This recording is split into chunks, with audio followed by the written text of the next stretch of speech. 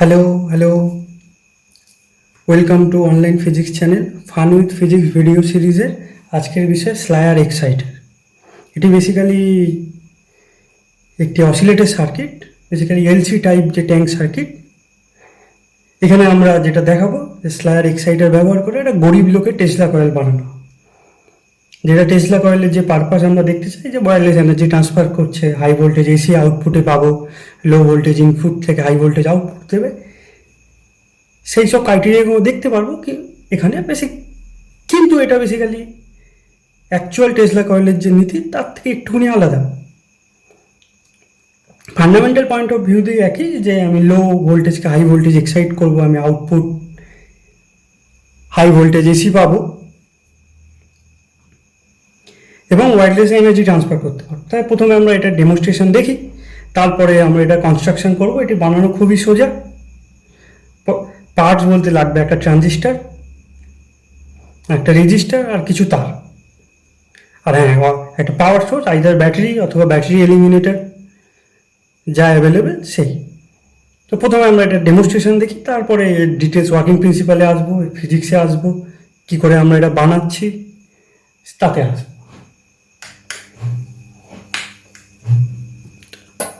আমরা secondary coil থেকে arc দেখতে পাচ্ছি,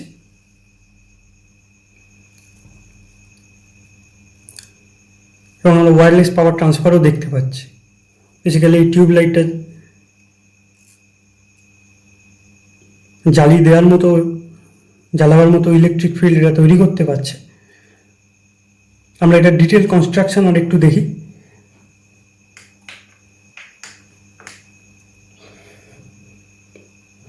ডিটেল কনস্ট্রাকশন বলতে গেলে এতে যে পার্টস আছে খুবই সিম্পল।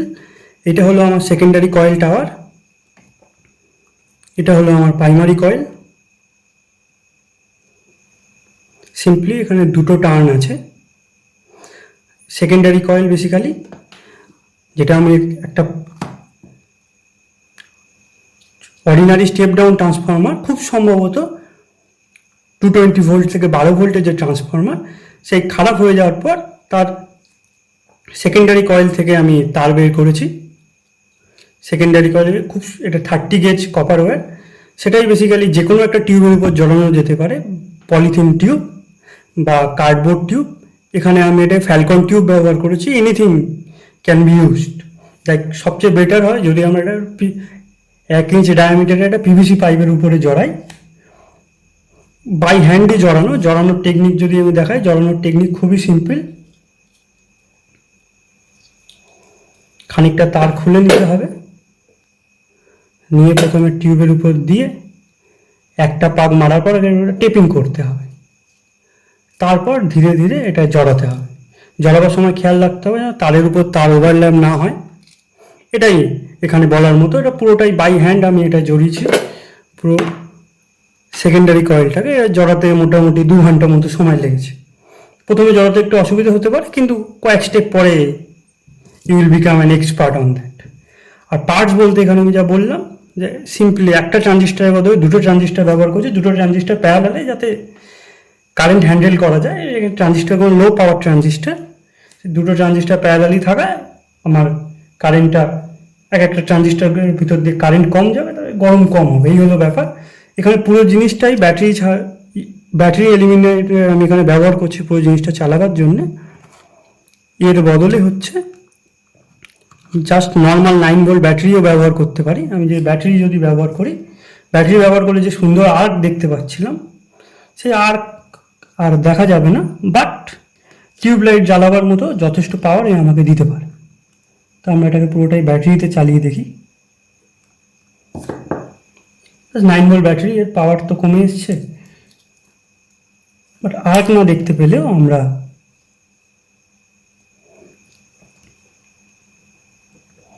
এর থেকে টিউব লাইটটা অবশ্যই জ্বালাতে পারবো।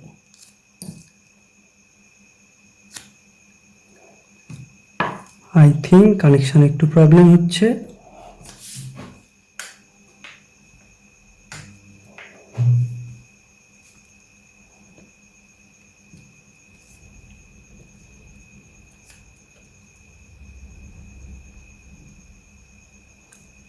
I hope now it's working. দেখি আমি ব্যাটারি এলিমেন্টারের কানেকশানটা খুলে দিই, তাতে যদি সুবিধা হয়। ব্যাস, এটা এখন পুরোটাই ব্যাটারি এলিমেন্টারের কানেকশান খোলা, বাট পুরোটাই এখন এটা 9 ভোল্ট ব্যাটারিতে চলছে।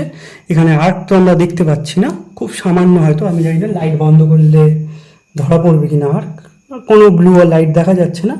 আর টিউবলাইটটিকে জ্বালাবার মতো যথেষ্ট পাওয়ারে রেডিয়েট করে সামান্য 9 ভোল্ট ব্যাটারিতে। এইটা এখানে একটা অ্যাডভান্টেজ আছে। এরপরে আমি এর থেকে আরও কিছু এক্সপেরিমেন্ট দেখাই। বেসিক্যালি যে আর্ক যেটা সামনে তৈরি হচ্ছে ব্লু কালারের, ওটা বেসিক্যালি ওখানে যেটা তৈরি হচ্ছে সেটা হচ্ছে প্লাজমা। প্লাজমা এখানে যেটা হট প্লাজমা, এখানে আউটপুট ভোল্টেজ মোটামুটি 10,000 ভোল্টের মতো। প্লাজমা যথেষ্ট গরম, হাত পুড়ে যাওয়ার মতো। এখানে একটা দেশলাই ধরলে দেশলাই গাড়িটি জ্বলে ওঠে। দেখা যাক, সি এখানে বেসিক্যালি হাই ফ্রিকোয়েন্সি ইলেকট্রিক ফিল্ডের জন্য আমার এখানে এয়ার আয়নাইজ হয়ে যাচ্ছে। এখানে আরও কিছু ডেমনস্ট্রেশন আমি দেখাতে পারি। যেমন এইটা হলো একটা প্লাজমা গ্লোব, এর ভিতরে আর্গন গ্যাস পড়া আছে।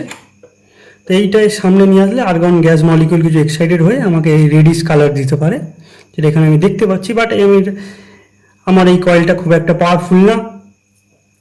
যেটা হচ্ছে এটাকে যদি পুরোপুরি জ্বালানো হয়, এর ভিতরেও কাইন্ড অফ একটা স্লাইয়ার এক্সাইটার আছে, এটা পুরোপুরি জ্বললে এর থেকে খুব সুন্দর এইরকম আমি প্লাজমার বিম দেখতে পাবো। এটাকে আমরা একটা পরবর্তী একটা ভিডিওতে এক্সপ্লেন করব। এখন আমাদের ফোকাস আমরা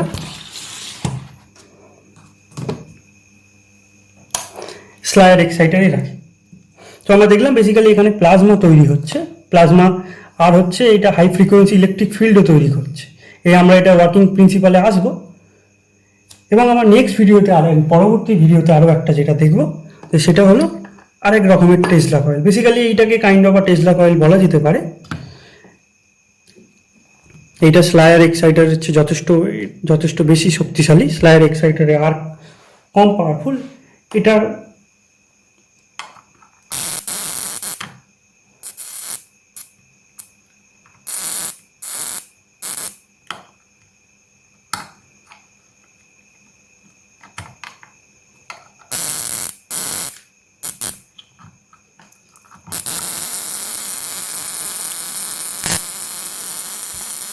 আমরা দেখতে পাচ্ছি এর থেকে আই থিঙ্ক আলো বন্ধ করলে পরিষ্কার যদি বোঝা যায় স্পার্কের থেকে স্পার্ক যথেষ্ট পাওয়ারফুল এবং পেনফুল স্পার্ক দেখা যাচ্ছে। এখানে একটা জিনিস, এটা পাওয়ারফুল কতটা বোঝার জন্য আমি এর সামনে প্লাজমা গ্লোবটা আনছি। এখানে প্লাজমা গ্লোবটা যথেষ্ট জোরে জ্বলে যাচ্ছে, যেটা স্লায়ার এক্সাইটের ক্ষেত্রে খুব কম জোরে জ্বলছিল। তো এইটার আউটপুট ভোল্টেজ এবং পাওয়ার স্লায়ার এক্সাইটার যে সার্কিটটা আমরা দেখছি তার চেয়ে অনেক বেশি। তো আমরা পরে একটা ভিডিওতে এটা দেখব, এটার ওয়ার্কিং প্রিন্সিপাল ও কনস্ট্রাকশন। কিন্তু এখন আমরা স্লায়ার এক্সাইটারে ওয়ার্কিং প্রিন্সিপালে ফোকাস করি। খুবই সিম্পল বানানো, খরচও খুব কম, ওই জন্যই এটার নাম বলা হলো গরিব লোকের টেসলা কয়েল। আমরা এখন ডিজিটাল ব্ল্যাকবোর্ডে যাব। ডিজিটাল ব্ল্যাকবোর্ড থেকে আমরা এই ওয়ার্কিং প্রিন্সিপাল ও কনস্ট্রাকশনটা ডিটেলস দেবো, যাতে এটা সার্কিটে বসাতে এই সার্কিট দেখে যাতে আমরা ইজিলি এটাকে বসাতে পারি। তো বেসিক্যালি এটাই হলো আমার খুব সিম্পলিফাইড স্লায়ার এক্সাইটার সার্কিটটা অ্যাজ সিম্পল অ্যাজ নোডে প্রেজেন্ট করা হয়েছে। কিছু আননেসেসারি কম্পোনেন্ট এখান থেকে বাদ দেওয়া হয়েছে, যেগুলো ইন্টারনেটে দেখা যায়। সবচেয়ে সিম্পল ফর্মে এখানে এটা হলো আমার সেকেন্ডারি কয়েল 500 ট্রান্স অ্যারাউন্ড, যার একটা প্রান্ত ট্রানজিস্টরের বেসের সাথে কানেক্ট করা, আর একটা প্রান্ত ওপেন। এখান থেকেই আমরা আর্ক দেখছিলাম। এই হলো আমার একটা এনপিএন ট্রানজিস্টর। বেসিক্যালি যে মডেল নাম্বারটা আমরা ব্যবহার করছি সেটা আমি পরে বলছি। এখানে রেজিস্ট্যান্স যেটা ব্যবহার করা হয়েছে সেটা 10 কিলো ওহম রেজিস্ট্যান্স। আর এইটা হলো আমার primary coil, 2 turn primary coil. এখানে একটা জিনিস মনে রাখতে হবে, যেটা আমরা দেখেছিলাম, এখানে প্রাইমারি কয়েল আর সেকেন্ডারি কয়েলের মধ্যে ইনসুলেটিং গ্যাপ থাকতে হবে, তো একে অপরকে টাচ যাতে না করে, তাতে শর্ট সার্কিট হওয়ার সম্ভাবনা আছে। আর সার্কিট খুবই সিম্পলি এমিটার গ্রাউন্ড করা হয়েছে, কালেক্টর থেকে প্রাইমারি কয়েল গিয়ে আমার +10 ভোল্টে গেছে, আর এপারে বেস আমার 3 কিলো ওহম রেজিস্ট্যান্সের সাথে কানেক্ট হয়ে আবার 10 ভোল্টের সাথে কানেক্ট হয়েছে। এটা ওয়ার্কিং প্রিন্সিপাল যে দেখার আগে এবার আমরা এটা দেখি কীভাবে এটা কাজ করছে। সার্কিট সিম্পল এরকমই। ফিজিক্স পয়েন্ট অফ ভিউ দিয়ে যদি দেখি, প্রাইমারি কয়েলটাকে আমরা সলিনয়েডের মধ্যে যদি কল্পনা করি মোস্ট সিম্পল কেসে, তাহলে যার ম্যাগনেটিক ফিল্ড গিভেন বাই আমার μ0 number of turns per unit length into current. এবার হচ্ছে যখন হচ্ছে আমার একটা NPN ট্রানজিস্টার, আমি বেসে হচ্ছে পজিটিভ ভোল্টেজ অ্যাপ্লাই করছি, অ্যাপ্লাই করলে ট্রানজিস্টারটা অন হবে। অন হওয়ার সাথে সাথে আমার হচ্ছে প্রাইমারি কয়েলের মধ্যে দিয়ে কারেন্ট ফ্লো শুরু হবে, যে কারেন্ট কালে IC হয়ে এই কারেন্ট কালেক্টর হয়ে এমিটারে এসে পৌঁছাবে। তা কারেন্ট সময়ের সাথে ইনক্রিজ করবে আমার প্রাইমারি কয়েলে কারেন্ট সময়ের সাথে ইনক্রিজ করলে আমার ম্যাগনেটিক ফিল্ডও ইনক্রিজ করবে, কারণ ম্যাগনেটিক ফিল্ড হচ্ছে μ0 N/L ইন্টু I ইনক্রিজ করলে ম্যাগনেটিক ফিল্ড বিও ইনক্রিজ করবে। বি যদি ইনক্রিজ করে তাহলে হচ্ছে আমার ফ্লাক্স সেটাও ইনক্রিজ করবে। বি ইনক্রিজ করলে ফ্লাক্স, যেখানে ইন্টিগ্রেশন অফ B.ds, ফ্লাক্সও ইনক্রিজ করবে। ফ্লাক্স যদি ফ্লাক্স এবার এখানে কারেন্ট যেহেতু সময়ের রেসপেক্টে চেঞ্জ হচ্ছে, ফ্লাক্সও সময়ের রেসপেক্টে চেঞ্জ হবে। এবং ফ্যারাডে ল অনুযায়ী আমরা যদি জানি যে কারেন্ট যদি সময়ের রেসপেক্টে চেঞ্জ হয় তাহলে হচ্ছে আমার ভোল্টেজ ইনডিউসড হবে। আমার হচ্ছে এই প্রাইমারি কয়েলে ফ্লাক্স চেঞ্জ সেকেন্ডারি কয়েলে ভোল্টেজ ইনডিউসড করবে। সিম্পল ফ্যারাডে ল, এখানে মাইনাস সাইন সিম্পল লেঞ্জেস ল এর জন্য আসছে, ডিরেকশন বোঝাবার জন্য। এরপর আমি সেকেন্ডারি কয়েলটা যদি দেখি, তো প্রাইমারি কয়েলের ফ্লাক্স চেঞ্জের জন্য সেকেন্ডারি কয়েলে হচ্ছে ভোল্টেজ ইনডিউসড হবে আমার ডিউ টু মিউচুয়াল ইন্ডাকটেন্স। তো আমি প্রাইমারি কয়েল সেকেন্ডারি কয়েলটাকে যদি সিম্পল ট্রানজিস্টার হিসেবে মডেল করি, সিম্পল এবং আইডিয়াল ট্রানজিস্টার হিসেবে মডেল করলে আমার ট্রানজিস্টারের ক্ষেত্রে আমি জানি V secondary by V primary equal to আমার number of turns in secondary by number of turns in primary. তাহলে প্রাইমারি সেকেন্ডারি ও প্রাইমারি ভোল্টেজের প্রাইমারি ভোল্টেজ অনুপাত হচ্ছে সেকেন্ডারিতে কতগুলো টার্নের পাক আছে তার সাথে প্রাইমারিতে কতগুলো তারের পাক আছে তার অনুপাত। তাহলে এখান থেকে আমি লিখতে পারি আমার হচ্ছে সেকেন্ডারি ভোল্টেজ হচ্ছে পাক সংখ্যা রেশিও ইন্টু ভিপি। এবার আমাদের সার্কিটে যেটা ছিল যে এনপি যেটা ছিল, প্রাইমারি কয়েলের পাক সংখ্যা 2টো, সেকেন্ডারি কয়েলের পাক সংখ্যা ছিল 500টা। আর আমার হচ্ছে প্রাইমারি কয়েলে আমি যে ভোল্টেজ দিয়েছি মোটামুটি অ্যাপ্রক্সিমেটলি 10 ভোল্ট ধরি, তাহলে আমার আসবে হচ্ছে ভি সেকেন্ডারি 250 ইন্টু 10 মানে 2500। এই গেল খুব বেসিক পয়েন্ট অফ ভিউতে।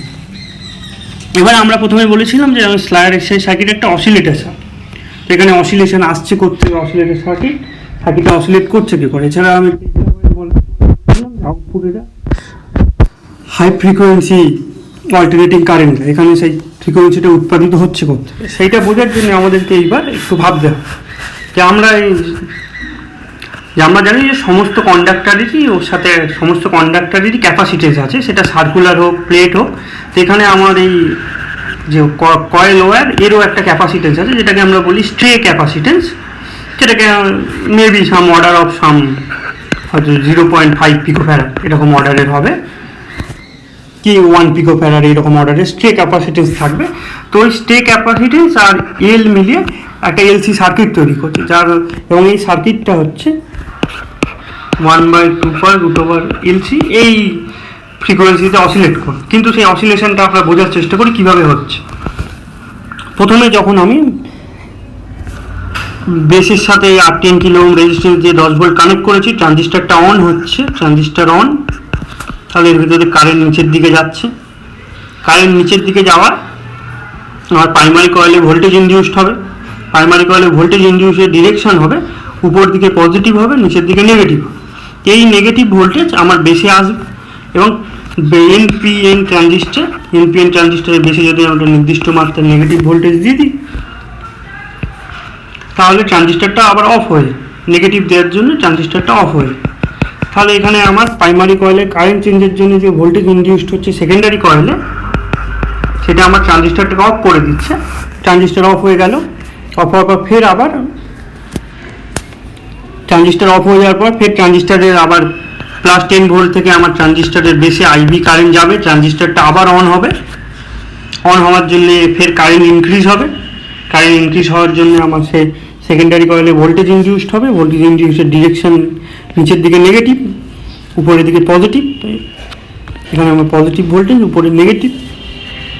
নেগেটিভ ভোল্টেজ আবার বেসকে অফ করে ট্রানজিস্টারের বেসে আসবে, ট্রানজিস্টারটাকে অফ করে দেবে। এটাই বারবার রিপিট হতে থাকবে এবং ওই রিপিটিং ফ্রিকোয়েন্সি যেটা is given by F = 1/2π√LC। Basically এইটা এই আমার সেকেন্ডারি কয়েলের স্টে ক্যাপাসিটেন্স ও ইন্ডাকটেন্স একটা এলসি ট্যাঙ্ক সার্কিট তৈরি করছে। আর এখানে কোনো সার্কিটে এই এলইডিটা দেখা যায়। এখানে এলইডির একটা কাজ আছে, যদি আমরা যে সার্কিট দেখেছি তাতে এলইডিটা ছিল না।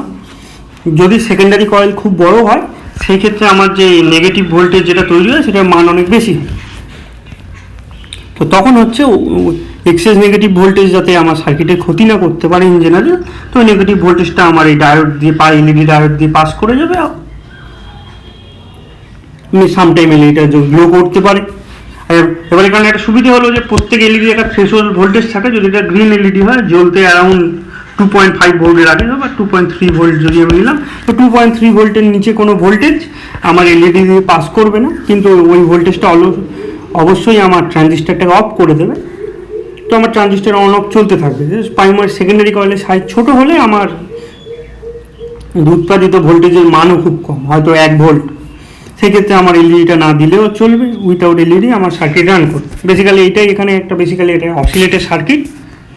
শুধু যেহেতু সেকেন্ডারি কয়েলের টার্ন সংখ্যা বেশি, এখানে হচ্ছে আমার ভোল্টেজ অ্যাম্প্লিফাই হচ্ছে। এবার এখানে কতগুলো মজার জিনিস বলার মতো, যে আমরা জানি যে টোটাল শক্তি সংরক্ষণ সূত্র হচ্ছে পাওয়ার কনসার্ভ। তো আমার প্রাইমারি কয়েলে যে পাওয়ার যাচ্ছে আইপি ভিপি, আর সেকেন্ডারি কয়েল থেকে আমি যা পাওয়ার পাবো আই সেকেন্ডারি ভি সেকেন্ডারি। এরপরে আমার পাওয়ার ফিক্সড, আমার 2 অ্যাম্পিয়ার, তাহলে 20 ওয়াট। আর এইপরে আমি হচ্ছে সেকেন্ডারি ভোল্টেজ আমি যদি ধরে নিই যে আমি 2000 ভোল্ট পাচ্ছি, তাহলে 20 = 2000 ইন্টু আই সেকেন্ডারি।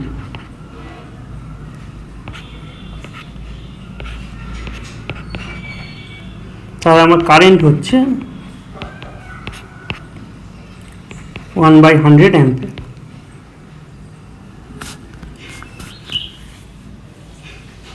হলো 1/100 অ্যাম্পিয়ার আমার যথেষ্ট কারেন্ট। যদিও বা এখানে একটা হিসেব হচ্ছে যে আমার কারেন্টটা সেই হিসাবে কমে যাবে, ভোল্টেজ যে অনুপাতে বাড়বে।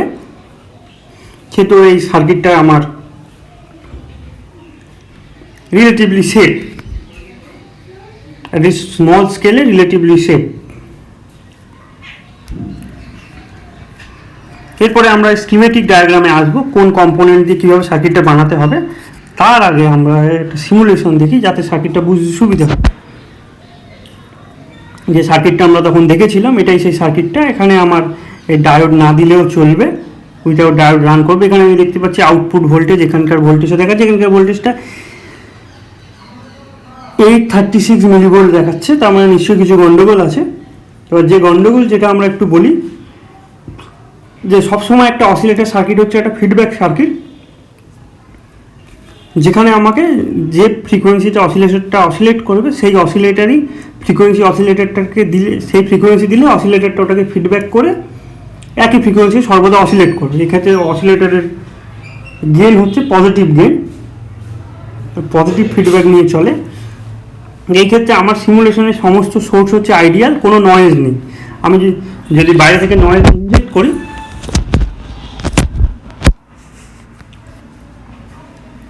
বাইরে থেকে নয়েজ ইনজেক্ট করার পরেই হচ্ছে আশা করি সার্কিটটা স্টার্ট হবে। যেটা সাধারণত আমার একটা রিয়েল লাইফ সার্কিটে দেখা যায় কি না, আমার রেজিস্ট্যান্সের ভিতরে প্রচুর হচ্ছে রেজিস্ট্যান্স বা অন্যান্য কম্পোনেন্টের ভিতর প্রচুর ইলেকট্রন থাকে, যারা হচ্ছে থার্মাল এনার্জির জন্যে, থার্মাল অ্যাজিটেশনের জন্য অল পসিবল ফ্রিকোয়েন্সিতে কাঁপতে থাকে। তো যখন এই সার্কিটে সুইচ অন করা হয়, ওই অসিলেশন ফ্রিকোয়েন্সি থেকে আমার সার্কিট হচ্ছে যে ফ্রিকোয়েন্সি ওই সার্কিটের জন্য সুইটেবল সেটা পিক আপ করে নেয় এবং পজিটিভ ফিডব্যাকের জন্য সেই সার্কিট অ্যাম্প্লিফাই হতে থাকে। এটাই হলো বেসিক্যালি অসিলেটারে। কোনো দিনই আমরা যে ফ্রিকোয়েন্সিতে অসিলেট করছে সেই সিগন্যাল সাপ্লাই করি না, সার্কিট নিজে থেকে ওর কম্পোনেন্ট থেকে ওই ফ্রিকোয়েন্সিটা পিক আপ করে নেয়, বিকজ ওই অসিলেটিং ইলেকট্রনের একটা লার্জ ফ্রিকোয়েন্সি স্পেকট্রাম থাকে, তার থেকে ওটা অ্যাচিভ করে নেয়। এখানে আমরা দেখতে পাচ্ছি, এখানে আমরা 10 ভোল্ট দিয়েছি, আউটপুটে আমরা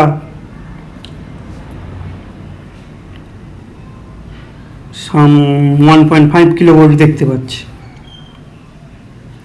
এখানে এই রেজিস্ট্যান্সটা হচ্ছে আমার 33 কিলো। এটা যদি একটু কমিয়ে দেওয়া হয়, আবার একটু নয়েজ ইনজেক্ট করে দেখা যাক এক্ষেত্রে আবার কী হয়। তো 33 কিলো ওমে আমার 10 ভোল্ট থেকে 1 কিলো ওম হচ্ছিলো, 1000 গুণ অ্যাম্প্লিফাই হচ্ছিলো। এই ক্ষেত্রে আমি দেখতে পাই 2 কিলো ওম। অ্যাকচুয়ালি আমার বেস রেজিস্ট্যান্সটা কমাতে বেস কারেন্ট বেড়েছে, বেস কারেন্ট বাড়ার সাথে সাথে আমার এই প্রাইমারি কয়েল দিয়ে যে কারেন্ট যেটা যাচ্ছে সেটাও বেড়েছে, তার জন্য ফ্লাক্স চেঞ্জটাও বেড়েছে। এই হলো ব্যাপার। এখানে এবার আমরা যেটা আসি সেটা স্কিমেটিকটা দেখি, যে কীভাবে আমি সার্কিট কোনগুলোকে জুড়বো। তো আমরা যেটা এখানে ব্যবহার করছি সেটা হলো 2N5296 ট্রানজিস্টার ব্যবহার করছি। এটা রিলেটিভলি অ্যাভেলেবেল ট্রানজিস্টার, লোকাল যে কোনো হচ্ছে টিভি রেডিও ইলেকট্রনিক্স দোকানে পাওয়া যাবে। ট্রানজিস্টার সামনের দিকে ধরলে যেদিকে লেবেল মারা আছে তাদের প্রথম পিনটা বেস, তারপরে পিনটা কালেক্টর, তারপরে পিনটা এমিটার। তো আমি এমিটারকে ব্যাটারির নেগেটিভে কানেক্ট করেছি, বা ব্যাটারি এলিমিনেটরের নেগেটিভে।